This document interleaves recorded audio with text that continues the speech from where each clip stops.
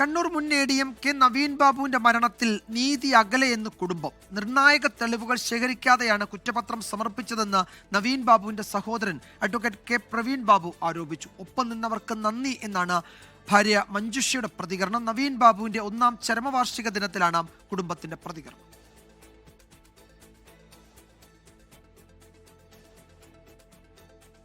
നവീൻ ബാബു വിടവാങ്ങി ഒരാണ്ട് പിന്നിടുമ്പോഴും നീതി ലഭിച്ചില്ലെന്നാണ് കുടുംബം പറയുന്നത്. പ്രത്യേക അന്വേഷണ സംഘം സമർപ്പിച്ച കുറ്റപത്രം കേസിൽ ഏകപ്രതിയായ PP ദിവ്യയ്ക്ക് രക്ഷപ്പെടാനുള്ള പഴുതുകൾ നിറഞ്ഞതാണെന്ന ആരോപണം ആവർത്തിക്കുന്നു. കേസിലെ ഗൂഢാലോചന അന്വേഷണ പരിധിയിൽ ഉണ്ടായില്ല.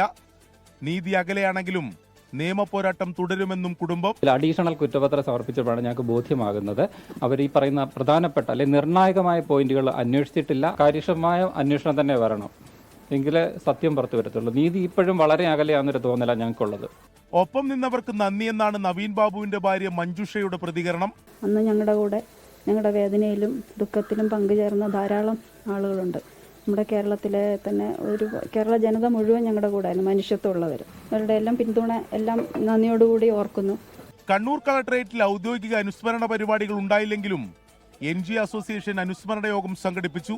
കളക്ടറേറ്റ് കവാടത്തിൽ BJPയും ജില്ലാ പഞ്ചായത്തിന് മുന്നിൽ യൂത്ത് കോൺഗ്രസും പുഷ്പാർച്ചന നടത്തി. 24 കണ്ണൂർ.